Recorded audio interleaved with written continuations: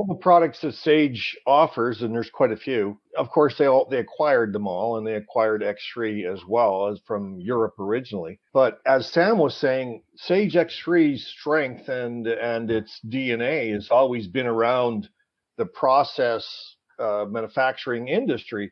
I know they, over the last 2 to 3 years, have been trying to get into the discrete manufacturing world. I'm not sure with a lot of success.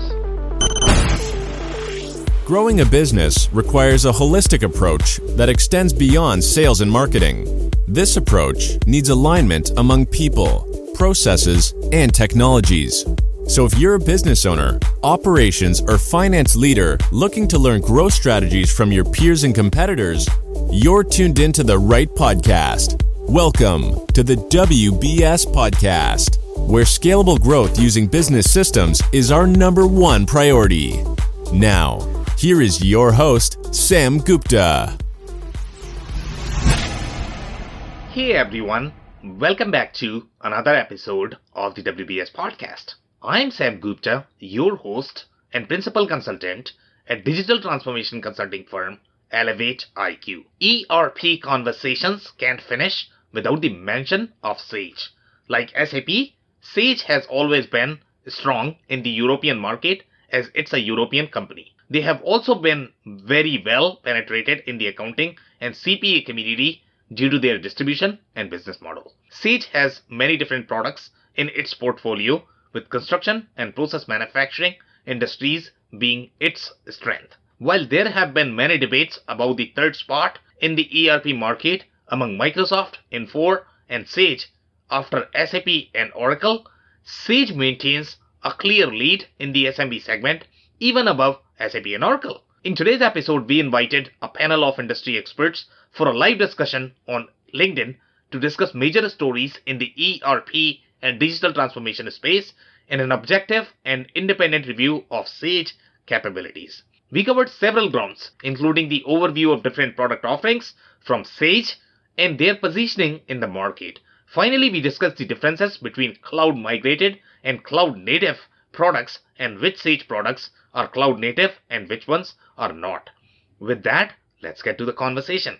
Hello everyone, welcome to today's show. And today we are going to be talking about a very exciting vendor, and that is going to be Sage. If you are joining for the first time, this is part of our industry series, where as part of the series, we are reviewing many different vendors and solutions that belong to either ERP or digital transformation space. So today we are going to be reviewing the Sage portfolio. The way this show is structured, first 10 to 15 minutes, we are going to be covering some of the news stories that are happening in the ERP digital transformation space in the last week, and then we are going to follow up with the Sage conversation. To start off, we are going to start with everybody's intro. So, Andy, would you like to introduce yourself? My name's Andy Pratico. I have been working with ERP software for manufacturers for 40 years. I lived in the U.S. for 11 years, and I've worked with over 1,000 manufacturers in my career in about 2/3 of the U.S. states and 8/10 of the Canadian provinces. Okay, amazing. Thank you so much for being here, Andy. Obviously, you have competed in a lot of different deals where you have experienced Sage, so the insights are going to be super helpful for our listeners. So the next I'm actually going to move to Phil. Phil, would you like to introduce yourself? Sure thing. I'm Phil Kerper with Ringling Business Solutions. Over the last 2 decades, I've been either CEO or president of mid-market manufacturing distribution companies. Because of the size of those companies, I typically would serve also as the CIO or sometimes the COO as well. A lot of implementations of different ERP systems, certainly a lot of experience with Sage. And Ringling Business Solutions is helping CEOs and executive management teams put strategy for successful e-commerce platforms, digital platforms that align with their business. Happy to be here. Okay, amazing, Phil. And you are going to bring so much insights from the field just because you have experience implementing and being part of the team that has implemented Sage solutions. So thank you so much for being here, Phil. David, would you like to introduce yourself next? Yeah, absolutely. Hey, everybody. My name is Dave Chrysler, and I spent the majority of my career, just over 20 years in manufacturing, responsible for operations for a large publicly traded corporation. My business now is a consulting business, all about helping small business owners and entrepreneurs create the systems that they need to stop working in their business so it can grow. Thanks for having me, Sam. Okay, amazing. And your experience with small to medium sized businesses is going to be super handy. Thank you so much for being here, Dave. Yeah, thanks. Okay, Sneha, would you like to introduce yourself next? Yes, absolutely. Hey everyone, this is Neha here with over a decade of experience in manufacturing and energy industries, primarily in supply chain and operations. Super happy and excited to be here and sharing and learning at the same time about Sage. Have worked with more than a couple of ERP systems, so happy to share what I know and learn from some of the experts I'm sitting in here. Thank you so much for having me, Sam. Okay, so your experience is going to be super handy just because you are going to represent the supply chain user and you are going to tell us whether these solutions are really going to work for the manufacturing distribution situation or not. So thank you so much for being here, Sneha. Thanks. All right, so guys, we are going to move to our next segment, which is going to be our stories. So, number one story that I have for all of you is going to be related to Snap Logic. And I don't know if you guys are familiar with Snap Logic tool. It is the iPaaS. It's the integration platform as a service. And there are at least 4 to 5 or 10 different iPaaS platforms that are super penetrated, especially in the ERP space. SnapLogic is one of them. They have significant market share in the mid-market space. So they have announced a specific feature set. So SnapLogic has announced the release of its August 2021 product release featuring SnapLogic Flows and new API lifecycle management capabilities. SnapLogic Flows offers an intuitive user experience for non-technical business users and enable the development of application integration and data flow automation without code. The product also touts a new API developer portal, the option of zero downtime upgrade to minimize disruptions for customers during product releases. SnapLogic's intelligent integration platform provides integration across applications, databases, data warehouses, big data streams, and IoT deployments. It allows both IT and business users to create data pipelines that can be deployed on-prem and in the cloud. The platform features an HTML5 visual designer and a proprietary AI algorithm called Iris that learns common integration patterns and drives self-service by recommending flows. And guys, if you're wondering what is happening with SnapLogic, I think they are trying to catch up with the another platform called Workado, and they have slightly more intuitive designer. So what SnapLogic has done is they have simply tried to catch up with them because this was slightly more legacy platform. They didn't have as much cloud capabilities, and the platform was not really designed for the business user. So I think they have simply created that. So it's going to be really exciting how they are going to be with these new capabilities. So the next story that we have is coming from Oracle, and Oracle has won sort of the recognition in IDC's eyes. And if you're not familiar with IDC, IDC is the analyst agency that actually rates many different ERP platforms. So here the news is going to be today's consumers expect an easy, intuitive digital experience when it comes to their service providers. And utility companies are no exception. However, many utilities struggle to meet this expectation throughout each customer interaction. Oracle alone offers a full suite of solutions to help energy, gas, and water utilities deliver timely and connected experiences. Whether they are setting up an account for the first time or getting tips to reduce energy use in their home. In recognition of these efforts, Oracle was named a leader by IDC in its MarketScape Worldwide Customer Experience Management, that is also called CXM, Solutions for Utilities 2021. And there is another award related to customer engagement solutions for utilities 2021. And guys, if you're wondering what this news is about, the utility market is very unique overall in terms of their business processes. Not many ERP companies are going to have capabilities to be able to support the utilities market just because they have things like residential billing, things like integration with your power grid. So this market is going to be fairly unique. I am actually shocked that there is no other vendor that are playing there. So obviously Oracle is going to have monopoly in this specific space, and that's why they are saying that they are the only one who can support these feature set. So that's about Oracle. I'll move to the next story now. The next story is related to Workday. And what Workday has done is Workday, a leader in enterprise cloud applications for finance and human resources, today announced it has achieved ready status for the Federal Risk and Authorization Management Program. And I am pretty sure you guys have heard of FedRAMP at a moderate impact level. With this achievement, Workday materially advances its position to help federal agencies accelerate IT transformation and gain real time insights to address critical challenges across workforce development, compliance, financial sustainability, and more. So, what Workday has done, guys, here is they are trying to get into the government market. I don't think they really had the government cloud, and I am surprised that because they have significant market share overall in the public sector space, and they did not really have the FedRAMP certification. If you look at some of the other providers, for example, SAP, Infor, Oracle, they all have the FedRAMP certification for at least their flagship products.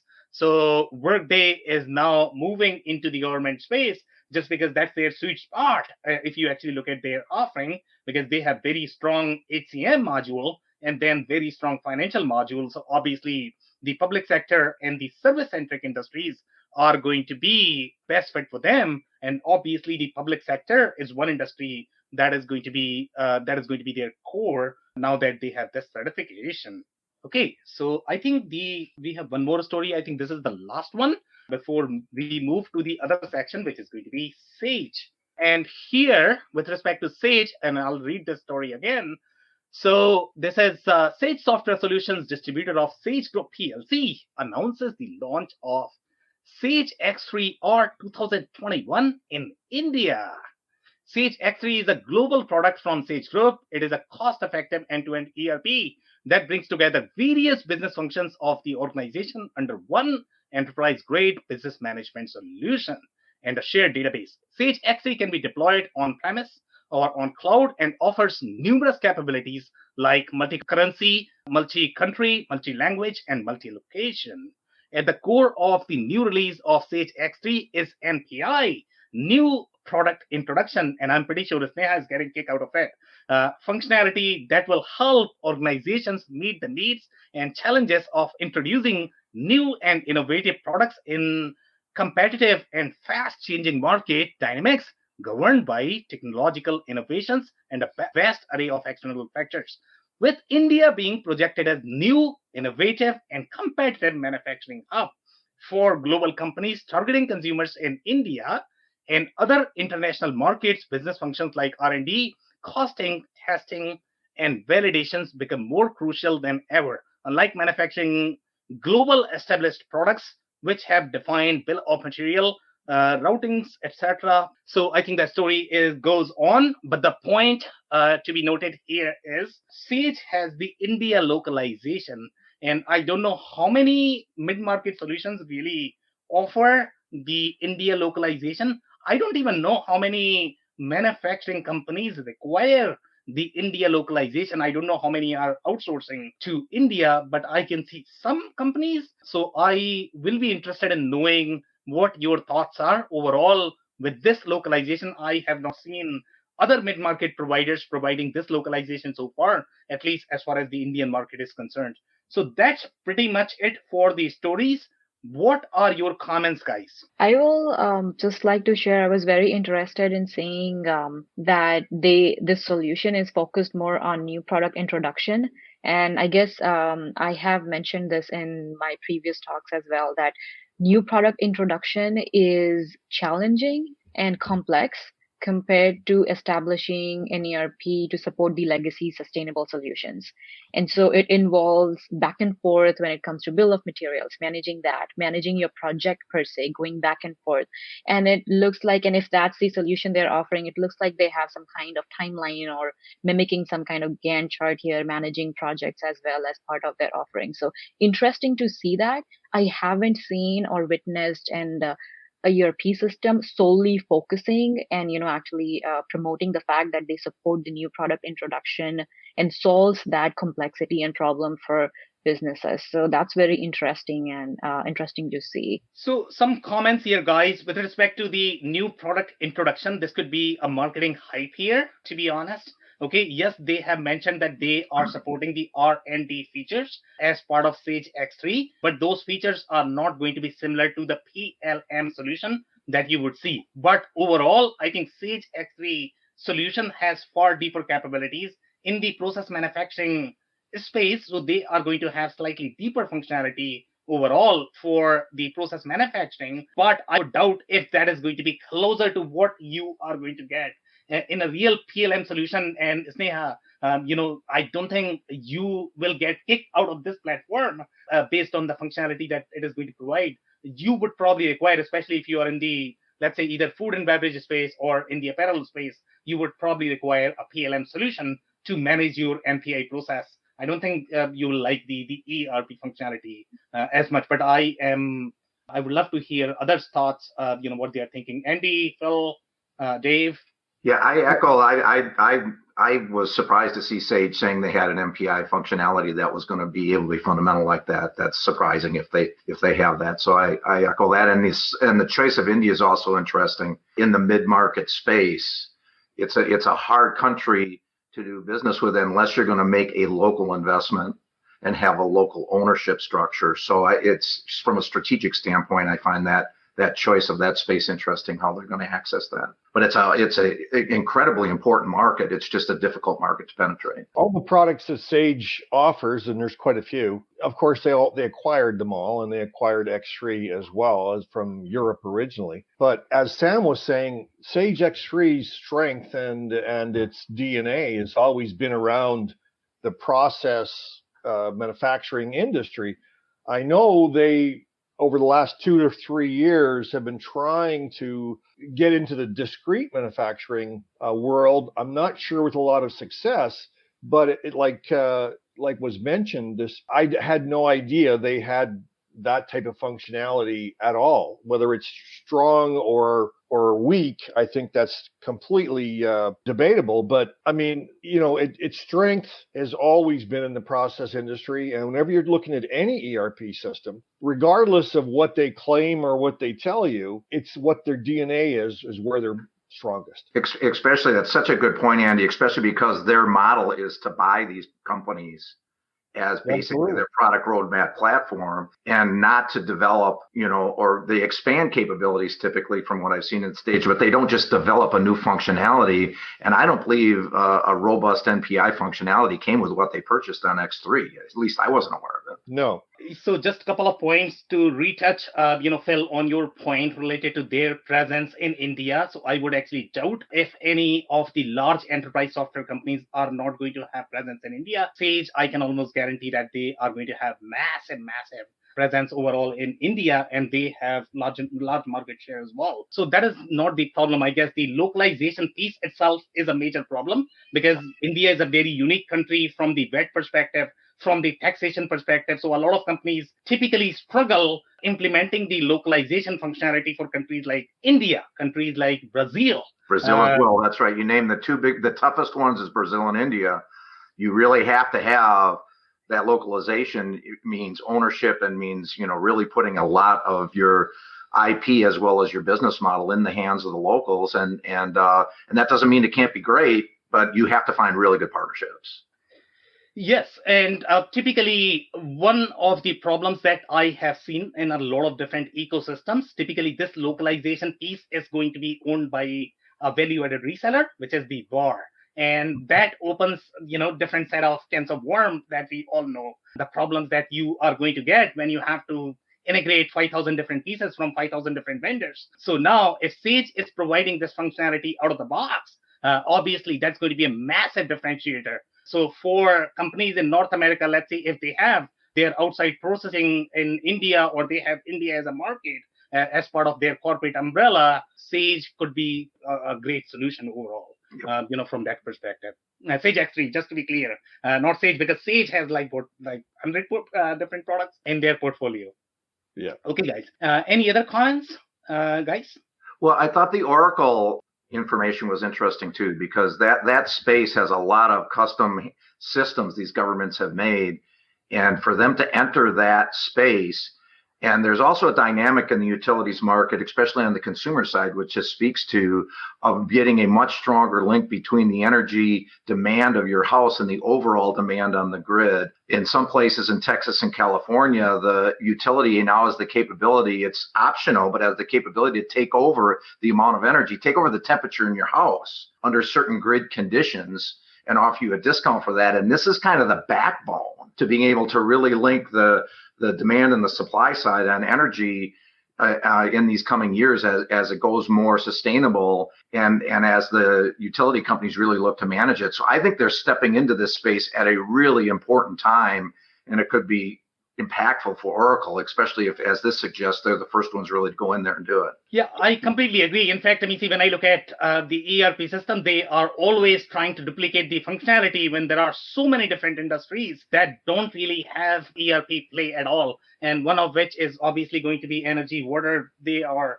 amazing markets. So far, what I have seen is just the custom solutions or really mom and pop. So if Oracle has the capability in that market, that's a great differentiator. Yeah, and great potential here with the existing systems these utilities use. So, I mean, it's really, it's almost blue ocean type of stuff for Oracle if they do it right. Yeah, absolutely. Yes, so we are going to be covering the SAP as well. We will look at different solutions. SAP as a vendor, obviously they have 100 products as well. So we are going to be talking about the specific product set in their portfolio, and we are going to be covering their capabilities where they are really strong and where they might not be as strong. Thank you so much for joining. So guys, if you guys don't have any other comments, we need to get going with our Sage section, just because we are running out of time right now. So I'll start. So the way we are going to cover the Sage section, so we are going to read up some of their financial reports, because that's where the truth lies in my experience. I mean, in the marketing hype and the marketing reports, we all know how marketing reports work. But if you actually want to get the truth about any specific vendor, where they are growing, what has been their real growth, whether they have been experiencing any issues, they are going to be in the financial statements. Okay, and that's what I personally like to read to get the real picture in terms of which are the solutions that are growing, which are the solutions that are going to be phased out. So this is the statement that is actually coming as part of this quarter. So they have published for the period ending June 30th, 2021. So I am actually going to read it for you guys. So Sage has performed strongly in the first 9 months of the year. And guys, this is this year, 2021. Despite COVID, a lot of people feel that, ERP vendors are not growing, but Sage has grown. Okay, as momentum in the business continue to strengthen, recurring revenue increased by 5%, supported by software subscription growth of 11%. As a result, subscription penetration increased to 69%. They are actually trying to track the penetration rate of their subscription. So if they have the on-prem installation, they are not tracking that. Their KPI for the investors is the subscription rate. And the subscription is actually coming from their cloud native solutions and the business cloud solutions that we'll talk in just a second. But they are really committed to make Sage a SaaS company. They really struggled somewhere around 2018, I guess, when they did not have Intacct in their portfolio. They were really struggling. But now after Sage Intacct, they are doing really well in the cloud native space. So regionally, North America achieved recurring revenue growth of 7%. By the way, this is another point that we are going to talk about Sage Intacct. Sage was perceived to be more of the European solution. In fact, if you look at their financial statement, they are all going to be in euro. They are not going to be in USD. So when customers actually use Sage solution, sometimes they feel that they are using an alienated solution from Europe. But after Sage Intacct, that's changing just because Sage Intacct has market share in North America and they are going significantly in North America again because of Sage Intacct. So regionally, North America achieved recurring revenue growth of 7%, mainly reflecting a good performance from Sage Intacct, with continued strength in new customer driven by accelerated growth in cloud native solutions, including Sage Accounting, together with further growth in Sage 50 Cloud Connected.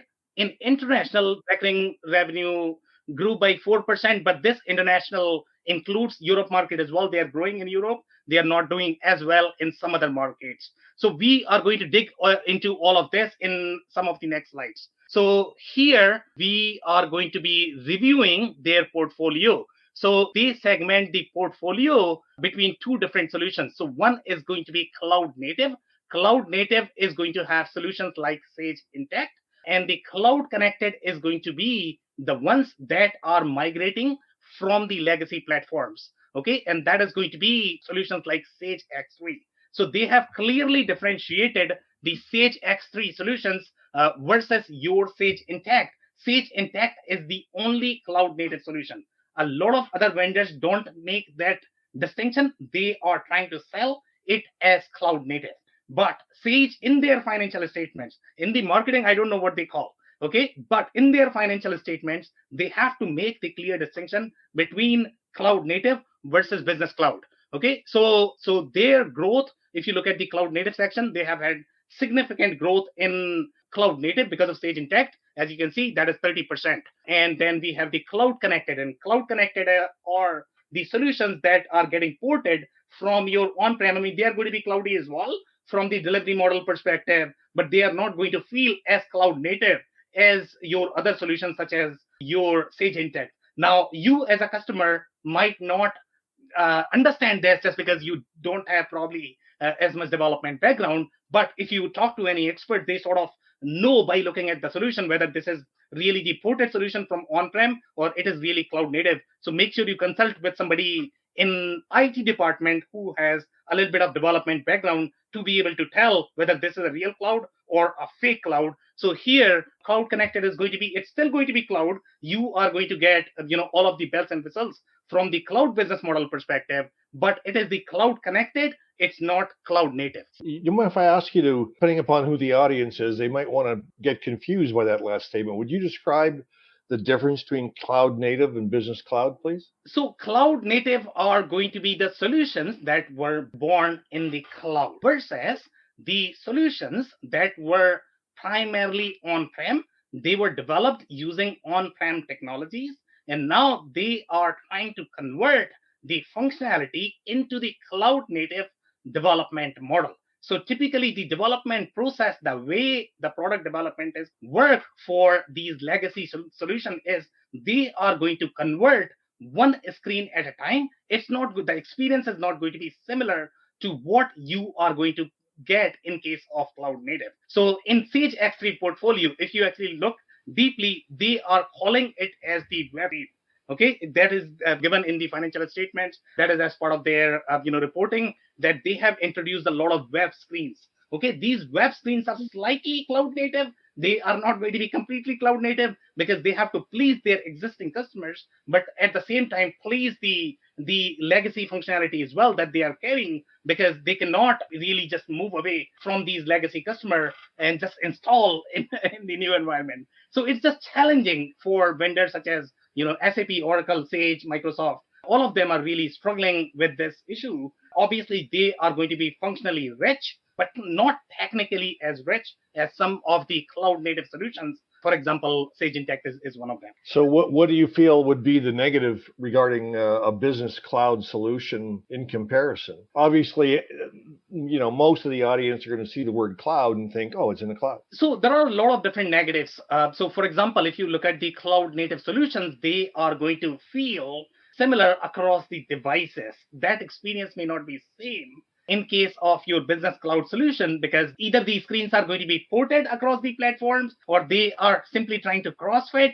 in different devices. So the experience, again, you will not feel the difference if you actually don't understand the technicals behind the platform, but your efficiency is going to degrade because it's not really designed for that. Okay, so you are not going to be as efficient as the user as you are going to be. You are going to feel that the newer platform feels slightly better. For example, let me give you an example. If you have used Facebook versus mainframe, we all know that when you use mainframe, oh my goodness, you are probably going to pull your hairs because that was not designed for modern age such as Facebook.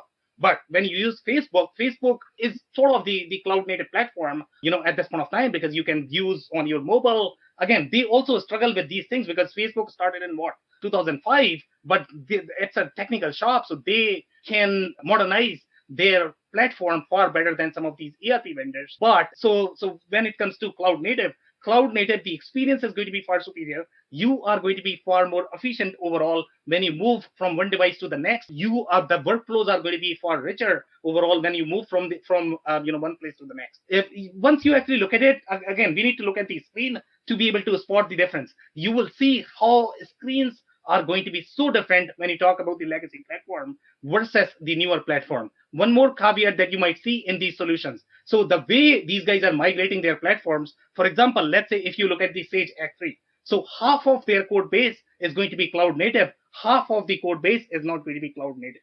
So half of the screens are going to look different than the other ones. So your experience again is going to be, you are going to feel as if you are using two systems, to be honest. But if you look at the cloud native solutions, such as your Sage Intacct, Acumatica, NetSuite, they are all going to have very different experience when you use. It's going to be easier.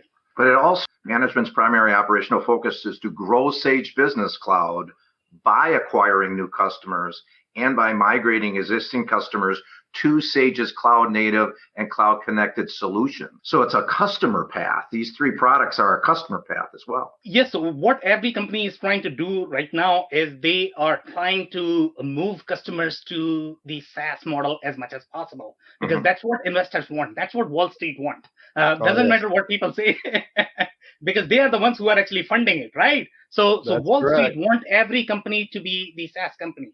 So now, Sage is committed to be a SaaS company. That's why they are migrating their solutions to either cloud native. Now, every solution cannot be cloud native because they have this technical debt that you cannot transform overnight. It doesn't work that. Sort of find the middle ground, and the middle ground is the cloud connected at this point of time from Sage perspective. If I'm a Sage customer, the important thing to know is if I'm going to cloud native or cloud connected, that is not a permanent step. That is a stopping point to eventually get me to business, right? So one of the key points that you might want to pay attention to in that statement, Phil, is these two are going to be completely different products. These two are going to be completely different databases. So even though they might belong to the same vendor, it might be switching to a completely different ERP platform. So one of the disadvantages that you are going to get as a user is you might lose your entire data, even if you are moving from product 1 to product 2, because when you move the ERP system, it's not going to be possible.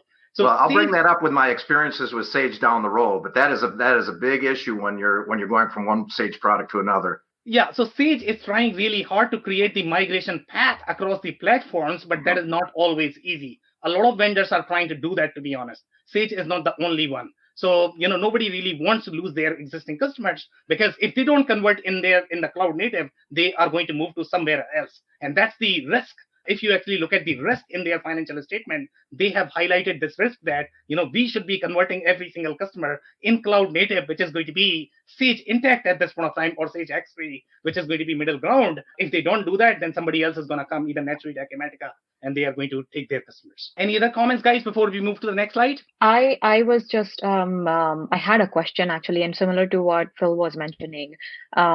If we have customers moving from their current Sage version, say 300 X3, to cloud, I'm just curious to see what the scalability looks like. Does that really fall in the ERP category? Are they really integrating end to end, and the experience remains the same? Or will they experience a degradation in their experience when they move to a cloud version versus what they have seen? Because, of course, as you mentioned, latency issues is one piece, but also understanding from a functionality standpoint, are they compromising on anything? Does this cloud version really fall in the ERP category that a customer might be using? For example, Sage 300 or X3. So there are a lot of different flavors there in your comment. So I am going to touch some of them. So I think you mentioned number one is scalability. I don't know if scalability is going to be same as the feature richness that you were mentioning. So let's say if they move to cloud native, it's not going to be as binary as, one and zero, that today I was on Sage X3 and tomorrow I'm going to be on Sage Intacct. Even the Sage Intacct, if they want to have similar functionality as Sage X3, it's going to take light years if they are trying to get there. I don't even know if from the product strategy perspective, if they are really trying to make the Sage Intacct as Sage X3, because that may not be financially feasible even for Sage. So feature richness right now, if you look at any of the cloud native solutions, okay, they are super lean in their functionality. Okay, it doesn't matter whether you look at NetSuite, Acumatica, or Sage Intacct, they are not going to have as rich functionality as Sage X3 or, for example, SAP ECC or, for example, Infor Cloud Suite Industrial or Epicor. They all are very feature rich, but their challenge is they cannot port this functionality overnight to cloud. So you need to find your middle ground. Okay, what is going to be your middle ground? And maybe middle ground is your Sage X3. Otherwise, Right. you might be using hundreds of add-ons as part of your integration strategy. Okay, so I'm actually going to get going here with our assessment of their financial statements. So here they have highlighted a couple of things. So our strategy to accelerate cloud native solutions is focused initially on our largest markets of Northern Europe and North America. Those are the two markets that they are focusing at this point of time. They don't care as much for the other markets. The reason why they wanted to acquire Sage Intacct is because they wanted to grab market share in North America that Sage did not have as much as they have after acquisition of Sage Intacct, which together accounts for almost 2/3 of Sage's recurring revenue, which is the 2/3 is what, 66%, Andy, if I do the math right. So 66% of the revenue is coming from these two large markets. Now I am going to read some more things here. In North America, our focus has been on growing our cloud native solutions for medium-sized customers through product enhancements, sales and marketing investment, and broader distribution. As a result, we have added our 700 new Sage Intacct customers in the US during first half, an increase of more than 50% compared to the first half of FY20. Migrations to Sage Intacct from Sage 200 and Sage 50 products have also accelerated. To drive further growth, we are investing to enable Sage Intacct to address additional industry verticals more effectively, including manufacturing and distribution. And we are going to look at Sage Intacct. Sage Intacct solution was never designed for manufacturing and distribution. We are going to look at their presence at this point of time in terms of the industries that they are able to penetrate. Manufacturing and distribution were never part of their game, but it seems that they are actually going to focus on that as well. The other point to note here is going to be they have acquired 700 customers. Can you guys believe this? Okay, 700 customers in first half of 2021, which means they have acquired roughly 1,400 customers in the whole year. In my opinion, that is significant because a lot of different vendors in the market, they are going to claim they are the fastest growing, but maybe they are not, because actually if you look at their numbers, their numbers did not actually line up in terms of the fastest growing. Sage Intacct is very rarely in media or news. Okay, so this is the point to be noted, that Sage Intacct is growing really fast right now. And based on the number of customers, I don't know who's going to be the fastest growing, but they have substantial growth here. So that 700 does not include the migrations from Sage 200 and Sage 50. I am not too sure. They're sure implying it with the word new, right, Andy? They are, but it's not absolutely clear. No, it does say that migrations to Sage Intacct from Sage 200 and Sage 50 products have also accelerated. So if they are saying that, that means there are going to be additional customers that it's implied. Yes. Yeah, that's also, that word also there is making a strong implication that those 700 are new Intacct, not migration. Right.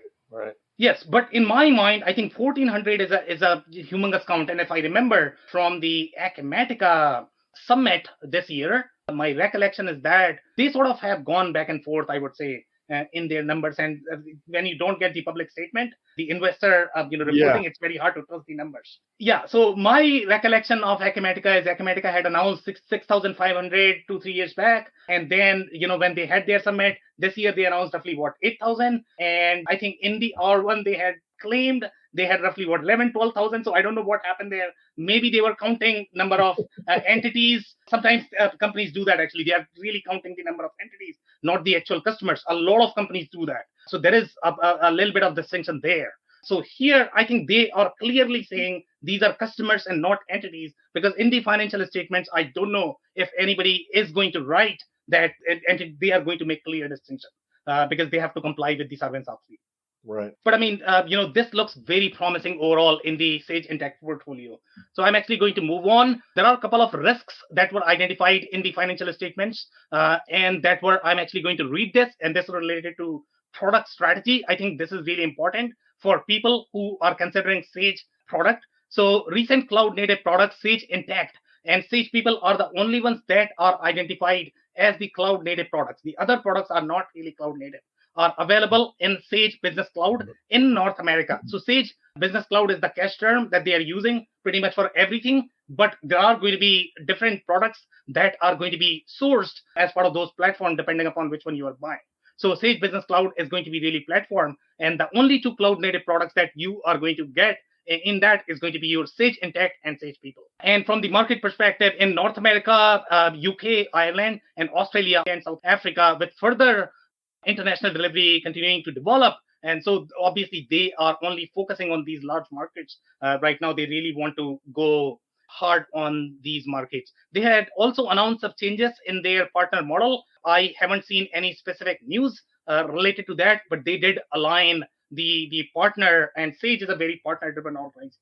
Overall, they go through the market through their partners. So they had aligned their incentives more towards making it a SaaS company.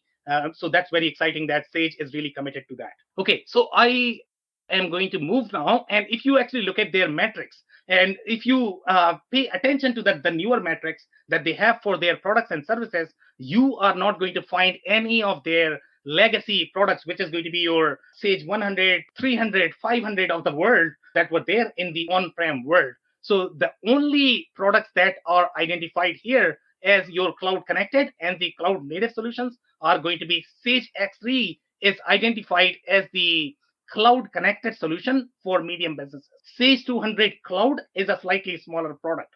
So the comparison here is going to be Sage X3 is going to be slightly more mid to large market product. But if you are a process focused organization, you probably would not have a choice except going for Sage X3. Sage 200 is going to be slightly smaller product. It is going to be primarily towards distribution. I don't know how much manufacturing functionality that they have, but this is really for slightly smaller, medium-sized organization. But these two are really the legacy products that they are carrying, but they are serving them as part of their cloud business solution. For the small segment, they have the Sage 50 Cloud, which is the functionality of that is similar to your QuickBooks. So if you look at their pricing sheet, it's not going to have any bells and whistles that you are going to require as part of your ERP. It's really the similar to QuickBooks. In the cloud native solutions category, they have Sage Intacct and Sage People. And by the way, guys, if you are not familiar with what People means, this is going to be their tiny HR solution that they have. So, those are the only ones that are really cloud native at this point of time. They also have Sage Accounting, Sage Payroll, and Cake HR identified as cloud native, but they are the ones that are competing with QuickBooks or Xeros of the world. Now, there is a little bit of fine lines here, so I don't know if there is anything. That's pretty much it from the product portfolio perspective. Guys, if you are not familiar with the Sage ecosystem, they have roughly 40,000 different value-added resellers. They are known as or favored by the accounting firms. I would say, QuickBooks and Sage are two platforms that are always going to be the go-to platforms for a lot of accounting companies. In fact, Sage Intacct is the only solution that is AICPA certified, if I remember correctly. If I don't know if other products have caught up, but typically accounting firms trust Sage Intacct a lot more than other comparable cloud native solutions. And as you can see, their influence is far bigger overall in the accounting community. They have roughly 80,000 accountants in their portfolio who are either partnering with them or selling their solution. That's interesting. 80,000 accountants. Obviously, most companies that go to their accountants think they're going to get unbiased opinions. Yes, that's right. And, it's probably not going to be unbiased because accountants are probably going to know just 2 or 3 solutions. Yeah, not quite. Yep. So I mean, it's very hard to know all of these ERP systems. And obviously, they have their limitations as well in terms of what they are going to know. But yeah, Sage is definitely going to be one of the solutions that they typically recommend. Is this 80,000, is this worldwide or is it a global network of partners? Yeah. Okay. Yeah, it's global. It's worldwide. And the language there is interesting. It's advise and sell. I know. Advise and sell. It's like, wow. I'm going to read it as sell. Let's just. Yeah. Either that or they're all bipolar, one of the two. They are fairly well calmed. In fact, there are teams at each of these OEMs that are targeting accountants to be able to sell more. They have created their revenue stream to motivate accountants to sell these solutions. The other good part was actually 500 independent software vendors that add further functionality. So those are the add-ons that we are talking about. Sage is pretty open in terms of collaborating with others and just keep adding to it. I guess Sage also has had the history of acquisitions and then integrating and then growing.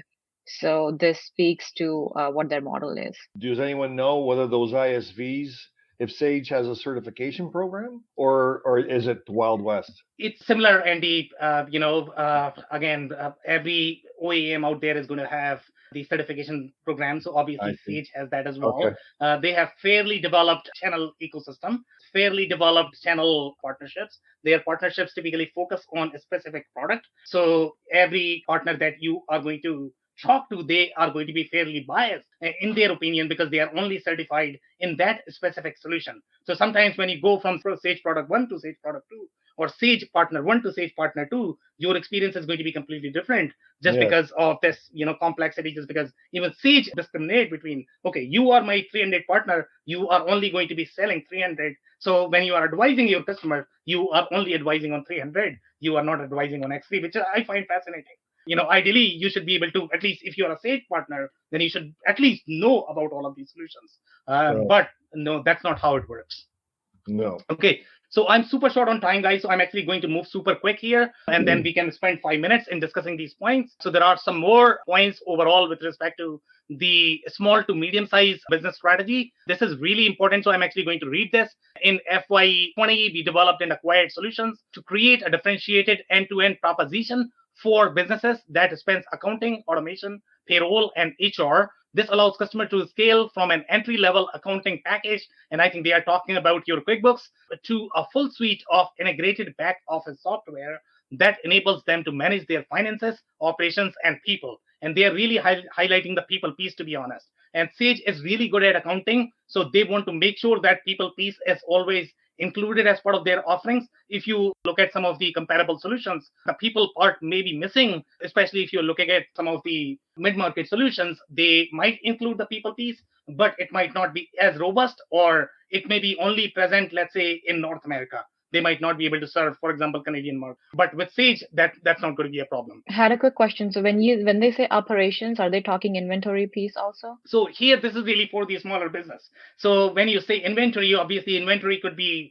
a PhD in itself, right? So here we are talking about tiny restaurant serving a menu on the board and a tire shop that are serving probably 5 million in revenue. That's just I don't think we are talking about very sophisticated manufacturing companies here. Yeah. So okay. So I'm actually going to move on. We launched Sage Accounting Plus in the UK in May, attracting new customers. Not as important. So in the medium-sized businesses, we progressed the internationalization of Sage Intacct. Sage Intacct was primarily a North American solution when they started, but they are really investing a lot of money in internationalizing that. And surprisingly enough, they have launched in South Africa, which I don't hear often. Why would you go to South Africa? That's so they must have a very specific market that they are targeting in South Africa. That's why they are working on the localization there in that market, making strong progress in the UK. And seems like their priority is South Africa. I don't know if it is because I think African market has a lot of not-for-profit, and Sage is very well prevalent in not-profit space. So that could be the reason why they might be focusing on South African market. We launched Sage Intact Construction in the US to meet the unique needs of construction and real estate companies. By the way, guys, if you don't know this, for Sage, the number one market for them is construction. Okay, they have always had one of the largest market share in the construction space. If you actually look at their website is all over the place. But if you look at the industries, the way they prioritize on their website, the number one is always going to be construction. Just because they really care for construction, they have significant market share in that. So that's why they are trying to penetrate the whole cloud native solution in the construction market. They are behind, I would say, in terms of the capabilities. But overall, if you look at the richness of the solution, I think Sage Intacct is going to be slightly superior overall from the product perspective, what construction companies are going to need just because of the inherent design of the Sage Intacct solution. Are all the Sage products construction centric or just specifically Intacct? Intacct. So Sage has a very product specific strategy. So gotcha. Sage's 300 product was very construction and real estate focused. Okay, yes. They always had that Sage 300 product. Obviously, when you start, you are going to start with 50 or 100. That's just an accounting package. It's not even an ERP. Right. Okay, then you are going to move to 300 is when you are going to get the bells and whistles of the ERP. So Sage 300, and in fact, see today, if you go to Sage and if you ask them, I'm looking for a construction solution, they are probably going to recommend that. If Sage Intacct is going to fall short, because even though it is cloud native, it is not going to be functionally as superior as your Sage 300, and you might end up installing either the hybrid cloud solution or the business solution or the ported cloud solution, whatever you want to name it. But it's not the cloud native. Just I want to make sure we have clear distinction there. So guys, we develop new technology platforms that enable existing Sage desktop or cloud connected customers to migrate to a cloud native solution. So obviously they are working very hard. There's no question about that they are trying to get everybody to cloud native as fast as possible. But software development is hard, as we all know. So this is the Sage accounting package. In the Sage accounting package, if you pay attention, you are not going to find anything related to inventory, because their target market primarily were always sort of the service-centric companies, not-for-profit, construction, project-centric companies, not the manufacturing and distribution. That's why you are not going to see all of those features in this. So sometimes when you are comparing between your Sage and QuickBooks, you are probably going to find Sage slightly better if you are going for, let's say, your not-for-profit market or your construction or real estate market. But QuickBooks may be better if you are slightly more product-centric organization, manufacturing, distribution, etc. Moving along. Now, if you actually look at their site is very confusing at this point of time. To be honest, I have had really hard time paying attention to, okay, which are the products, what is the hierarchy of the products? So in the mid-market section, if you actually look at, you have Sage X3, you have Sage 200 Cloud, you have Sage CRM, you have Sage Intelligence. So they are still selling the Sage on-premise CRM. And I don't know if this is the sugar CRM that they sell, but this was really the third-party CRM. I don't know if the code base is now owned by Sage, but this is a very legacy solution that they had come up with to compete with Salesforce. But I think now their go-to CRM is Salesforce, so they are selling themselves as more of the financial software integrated with Salesforce. But before that, they actually wanted to compete with Salesforce, and they were selling some other CRM. I don't know if that is the strategy right now as well. So in the market section, you have the X3, which is slightly bigger product. But again, this is more of the hybrid cloud solution. And then you have the Sage 200 Cloud, which is, again, it's not the cloud native solution. It's the cloud solution, the hybrid cloud solution that you have that is coming from your legacy platform. And then you have the Sage Intelligence. This is going to be your BI solution that Sage has. Moving right along, guys. So I have a lot of different data sheets for the Sage X3 product as well as Sage Intacct product, because I feel those are two solutions that are super rich in their portfolio. So a couple of points to note in the Sage X3 portfolio is, number one, they have the true multi-entity solution. A lot of companies in the market, they claim that they have true multi-entity solution, but those entities are not really going to live in one database, to be honest. and you are going to run into a lot of issues. For example, let's say if you look at NetSuite. NetSuite is a true multi-entity solution because, let's say if you have differences in your chart of accounts, you don't have to have completely separate tenant that is actually not going to talk to each other. In case of NetSuite or Sage X3, this is the true multi-entity solution. For example, Infor Cloud Suite Industrial, that is the true multi-entity solution, because even if you have differences in currency, even if you are serving multiple countries, you are still going to be living in the same database. So let's say if you want to share your customers, vendors, inventory, you can do all of that. So it's a true multi-entity solution designed for larger enterprises. They are really good at the analytical dimensions from the finance perspective. One of the best solution if you are very finance heavy in your organization. That's why if you look at the Sage's penetration, you are going to find some companies like energy, mining. They are very finance centric company, and they just love this because they need a lot of analysis, a lot of reporting, because they are very asset heavy. So they typically like to see a lot of Sage, a lot of SAP.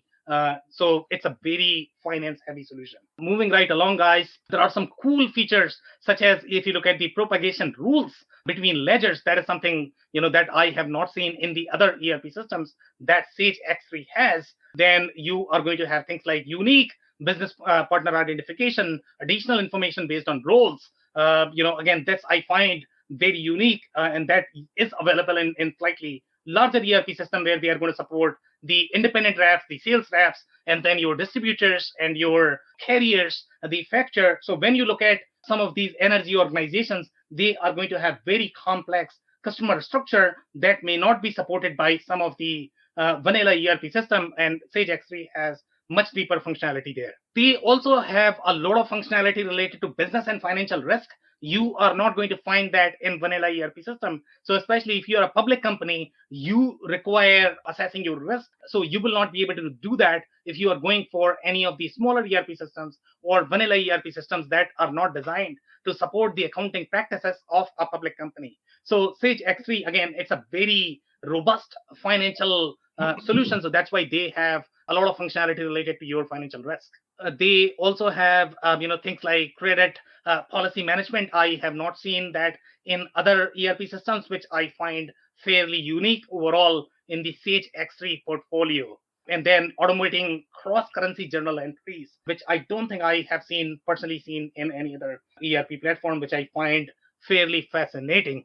As you can see from the finance perspective, their bias is going to be towards the European market. That's why if you look at the compliance, they are going to be more compliant in the European market than in the American market. So if you feel that this is a European solution, you are not off, because it was really designed to be an European solution. They have larger market share with Sage intact. So these two products are completely different. Some more things from the financial management perspective. If you are a very asset heavy organization, and if you have to compute, let's say, the depreciation 15 different ways, I don't know if I have seen that in any organization, but maybe some of the very asset heavy organizations, such as the nuclear organization or the energy or mining companies, may require tracking depreciation 15 different ways, but it does have capability to support all of that. Some very unique features, such as if you operate in very franchise model, okay? So franchise model is going to be prevalent in your restaurant space.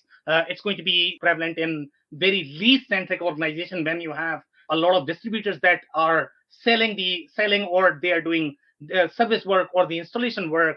The Sage X3 could be a very, very, very strong solution, because if you actually go for some of the vanilla solution, you are not going to have the lease functionality, the loan functionality, because the financial application of the lease and loan is going to be very, very, very different. Now, if you look at the supply chain management, in case of supply chain, they have the complete quality program inbuilt as part of the supply chain module, which again, I don't find a lot of software in the mid-market space that actually have the inbuilt quality as part of the solutions. They are most likely going to use the add-on.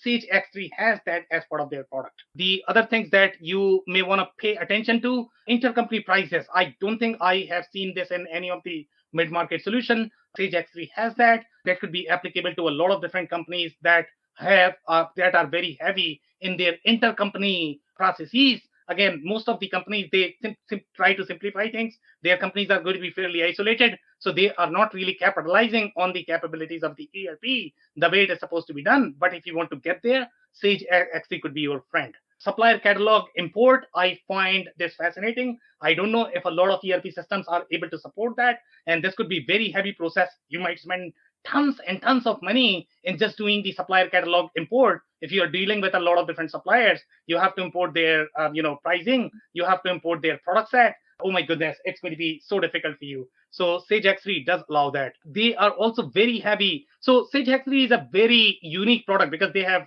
very specific processes for the process manufacturing organizations, but they also have very strong functionality in the engineer to order centric spaces. And I don't know what was the design philosophy behind this, but they have very strong configurator. And one of the things that I have personally not seen in any other ERP platform is going to be the phantom logic for configurator. And this is coming from a customer. And when this customer has installed Sage X3 not Sage X3. He has had roughly what, 6 ERP implementations is what he has done.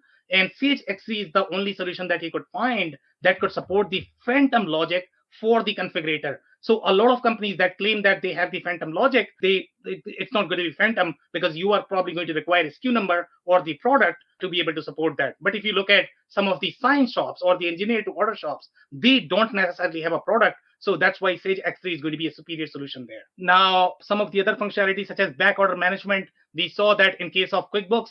I don't know if I have seen that in any other ERP systems.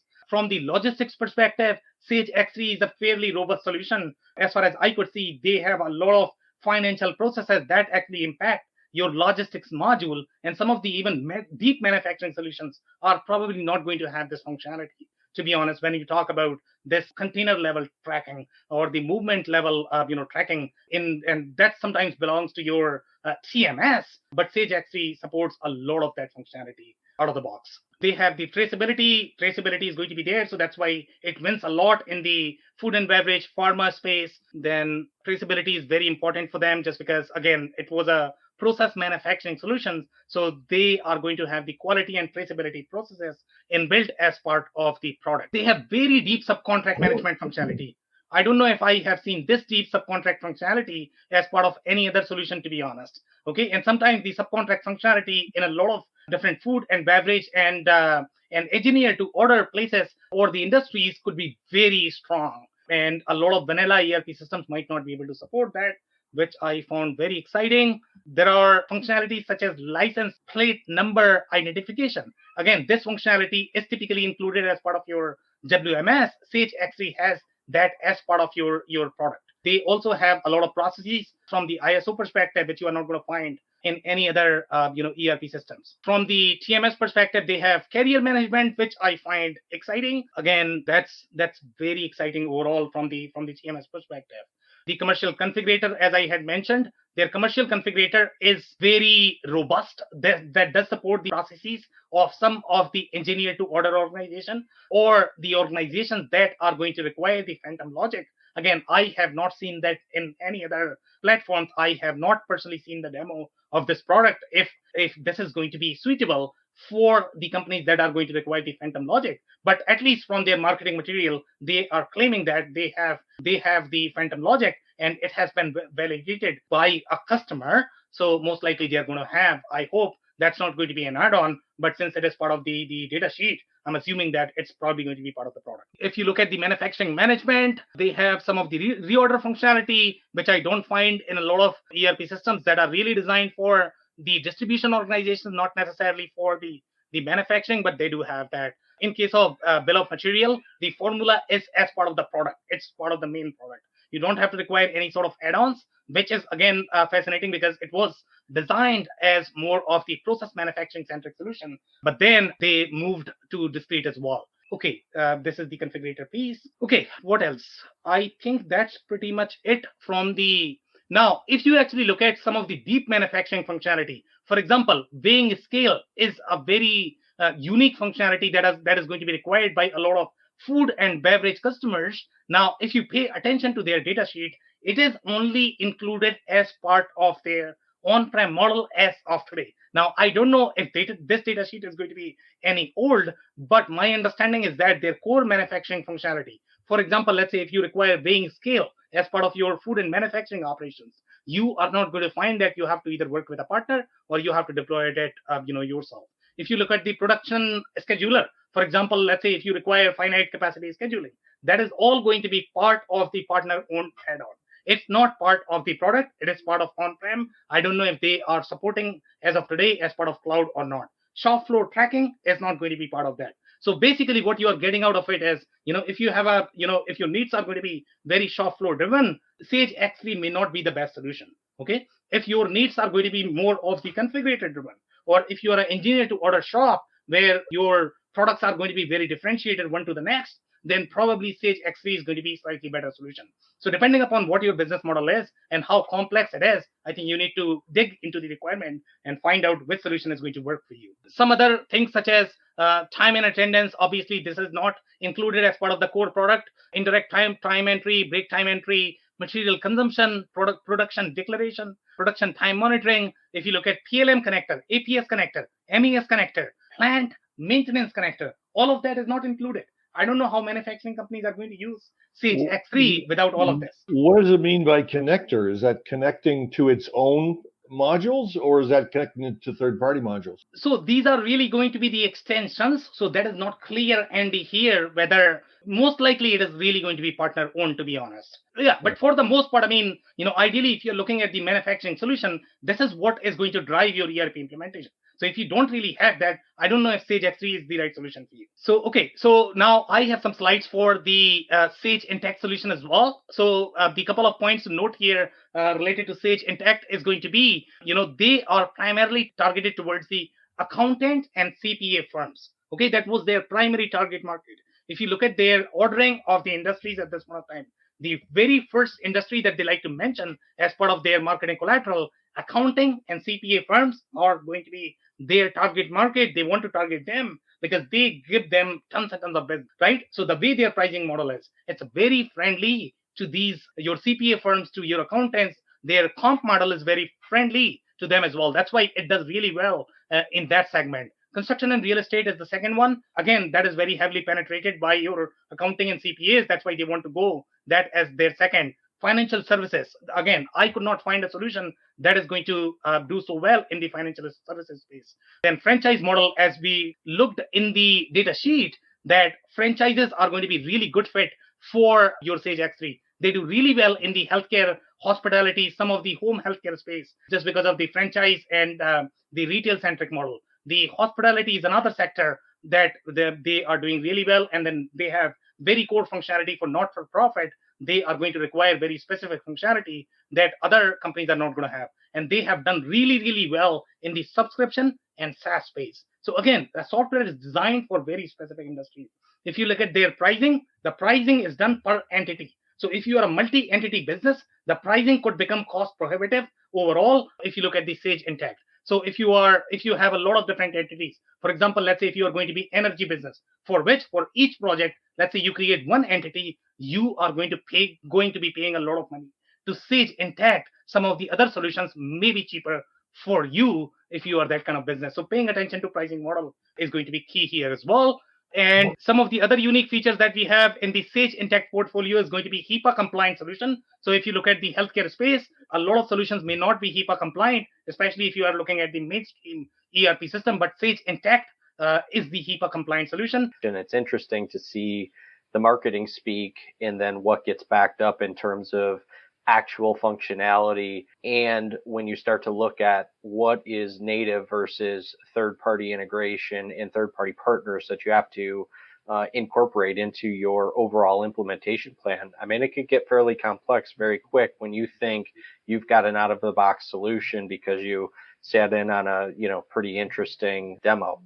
So well, quickly, Sam, we didn't really touch on user interface, and I find that Sage's user interface was less friendly than a lot of the other solutions I was involved in. I also found with their products that the data and the access to the information tends to be much more siloed, which caused people to have many screens open and having to have many different ways to access the information or to do transactions than some of the other solutions. And I agreed with what you said that it's a very powerful, good solution, especially distribution, especially construction. When you get into a deeper manufacturing environment, especially discrete manufacturing, I found it interesting that they hit all of the right notes in their specification, but it's been my experience that that is not their strength. When you really get into flow of multiple layer bills, you mentioned Phantom, you mentioned some of the suppliers. I found Sage had some real limitations in that area versus some of the other solutions. And my final thought is, and I've done several Sage run companies with Sage on them. I've done several implementations around of upgrading Sage to the higher level products. I still, for the life of me, can't figure out 100, 200, 300, 500, and all the things they're doing and how it actually fits into a cohesive conversation. Even their own board slides only use 200 in the category and never talked about where's 300 and 500. I'm wondering where's the good stuff. So I think you did a really nice job today of putting a lot of light on that. By reading that, I learned a lot myself on kind of how this whole product line goes together a little bit. So thank you for that. It's definitely confusing, but to be fair with Sage, to be honest, I mean, it's very hard when you have 70 different product lines and all of a sudden you are going to be consolidating that in one portfolio, because every vendor out there, they are trying to have slightly more cohesive strategy from the product market fit. Gone are the days in 2000 when you used to have, let's say, 70 different products and you could carry all of them and support all of them. But that's not working anymore. I think vendors have figured this out, and Sage has figured this out as well, that they will not be able to have 10 different products. They are going to have only 5 products or 4 products that they are going to go with. And that's exactly what every other software vendor is doing at this point of time. And maybe extra challenging for them real quickly because of the number of products and the path that they're trying to create, which is logical what they're trying to do. But I've also found that upgrading Sage to, especially when you got to jump a couple platforms up, is a full implementation. And I would just encourage everybody to really be mindful of what that implementation looks like, including data migration. Because you never get 100% of data migration, but with Sage, I found when moving even to their own platforms, there was a lot of challenges on data migration moving around in their product portfolio. Doesn't surprise me, Phil. Just a comment that I have, like I said earlier on, the Sage X3 systems DNA is in the process industry, and it's an exceptionally good product for that target market. So if any companies out there are considering or looking for a new ERP system and under their process manufacturing, I think Sage X3 should be definitely on your short list. However, as I also mentioned, 2 or 3 years ago, they've been trying to diversify, and many ERPs do this, trying to diversify and go into other more discrete type manufacturing. What Sam pointed out was there was I can't remember the full list, but advanced planning and scheduling. There was a full list of modules that were called ISVs or third-party bolt-ons, and a whole list of connectors. Now, the word connector is a euphemism for an interface, which means that it wasn't made that way originally. So if you truly are looking for a discrete manufacturing system, I'm not sure I would be considering this product. I agree. You are only going to have limited R&D dollars, and you are going to have very clear strategies where you have the highest chances of winning. So if you look at their financial statements, obviously Sage is going to be super committed to their process industries. Absolutely. That's where they have traditionally won, and that's where their core offering is. And that's where they can really differentiate. So that's why they are not paying as much attention to your discrete manufacturing functionality. And that's why that is provided as part of either add-on or the partner provided functionality, as opposed to having that part of the core solution. So one comment I had related to you, Phil, you mentioned the user experience, right? So in case of user experience, I mean, I like to be slightly more specific. So when you said Sage wasn't as user-friendly compared to other platforms, can you talk about the specifics of why you felt that it wasn't as user-friendly? Which platform were you comparing with? Did you have to click multiple clicks? Just walk me through the process, why you felt as a user that it is going to be a slightly more difficult product than some of the comparable products.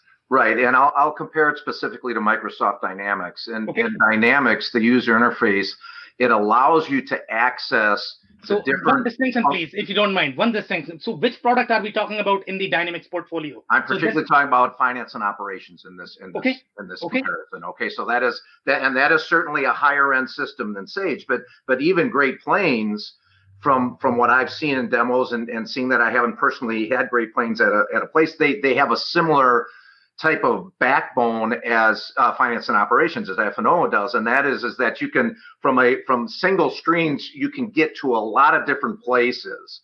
Sage, their structure is you have to open up new things, you have to go to new places in order to see very specific information. And in the case of Dynamics, it takes some getting used to because you can get to the same place from 22 paths, right? So at first it's kind of weird, but once you get used to it, I found that the users really, really like the fact that they could always get the information they needed, and they could almost map their own way to get to it. So if I'm sitting and reporting and I want to go see some inventory, or I'm seeing inventory and I want to go see some production planning information, or go look at a vendor in the Dynamics world, I found that user interface and that path to be much more user friendly than in Sage. So just one distinction, guys. Typically, the kind of Microsoft implementations that I have personally seen, obviously Microsoft is a very technical product. They don't commercialize it as, and we are going to look into Microsoft positioning as well. You never hear that Microsoft is really an ERP vendor. A lot of people have not even heard that Microsoft is an ERP vendor, just because that is actually implemented by a lot of technical companies. They don't really have as much business background overall in implementation. So a lot of times when you are going to see Microsoft, it's going to be completely different version of Microsoft, what may be originally implemented. So you might have a lot of add-on, a lot of configuration sitting on top of Microsoft products. So sometimes that may not be the actual Microsoft Dynamics, because somebody may have made it super easy to use, and you might be looking at somebody else's product. So that is one distinction that I would like to highlight, that in Microsoft world, you need to be extra careful, because sometimes the add-ons are going to be way too many. Well, and it's not really fair to Sage to compare it to F&O, right? Yeah, but I'm just talking about, I'm not talking about the particular comparison between the two ERPs. I'm talking about the experience of just watching employees of what they have to do when they're working in Sage, multiple screens open, having to go a lot of different places to do functionality and get information. And I considered that process and that user interface to be less than what I was used to with other products, even ones that weren't as robust as Dynamics. Well, you're talking about F&O, Phil, and there's no question power and the flexibility of a product like that. I don't think Sage has any product that competes at that level of system. However, if you came down to other products that are targeted at the small to mid markets, I completely agree with you. The Sage products do appear to be not as user friendly, and to me, user-friendly, by the way, is synonymous with number of clicks. And obviously, number of clicks needs to be measured in each of the flows that you are trying to compare. Correct.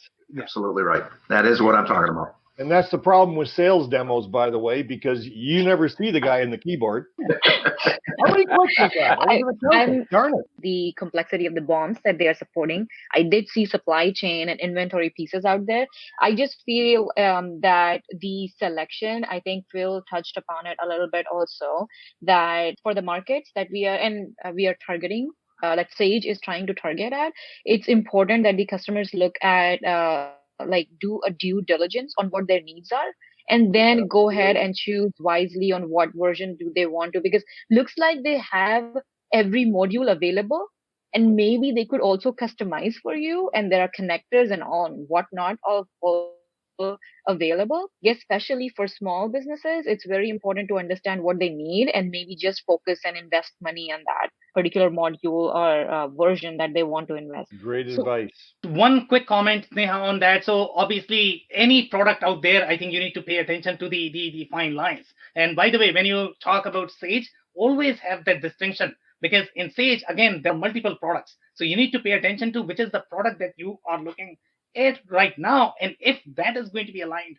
to your requirements, because Sage Intacct is a completely different product than your Sage X3. It's targeted for different industries. It's targeted for different size of industries. So if somebody is going to say that, Sage does not have good user experience, they might be talking about a very specific product that they have seen, not again. If you look at Sage Intacct, it's a beautiful product. It's an amazing product. Absolutely. Exactly. And they have like myriad of versions out there, and that's why I say that it's so important even more to minutely look at your needs and just pick and choose if you absolutely have to go with Sage. Like if we are trying to compare it with NetSuite, it's a huge ecosystem that we are talking about. It has everything end to end, right? They're deep into it, and Sage is trying to actually be out there and try to capture every segment of it. So when you look at these data sheets, it's going to feel that you have everything, but what you really need, you are going to fall short there. Again, these systems are designed for very specific size of the company. They are designed for very specific industry segment. So unless you do that thorough analysis of what you really need and what they have in that specific system, you probably will end up, buying a wrong product. True. Yeah. Guys, thank you everyone for joining, and you all have a wonderful day. Thanks, Sam. Thank you, Sam. Thanks, Sam. I cannot thank our guests enough for coming on the show, for sharing their knowledge and journey. I always pick up learnings from our guests, and hopefully you learned something new today. If you want to learn more about ND Pratico, head over to essoft.com. It's ESSOFT.com. If you want to learn more about Phil Kerper, head over to ringlingbusinesssolutions.com. It's ringlingbusinesssolutions.com. If you want to learn more about Dave Chrysler, head over to thechrysler.club. It's THECRYSLER.CLUB. If you want to learn more about Sneha Kumari, connect with her on LinkedIn and Twitter. Links and more information will also be available in the show notes. If anything in this podcast resonated with you and your business, you might want to check other related episodes, including the interview with Rich Sage, who describes his journey and the pitfalls of implementing 6 ERP projects throughout his career. Also, the interview with Randy Johnston from K2 Enterprises, who discusses why process documentation is essential to manage growth. Also, don't forget to subscribe and spread the word among folks with similar backgrounds. If you have any questions or comments about the show, please review and rate us on your favorite podcasting platform or DM me on any social channels. I'll try my best to respond personally and make sure you get help. Thank you, and I hope to catch you on the next episode of the WBS Podcast. Thank you for listening to another episode of the WBS Podcast. Be sure to subscribe on your favorite podcasting platform so you never miss an episode. For more information on growth strategies for SMBs using ERP and digital transformation, check out our community at WBS.rocks. We'll see you next time.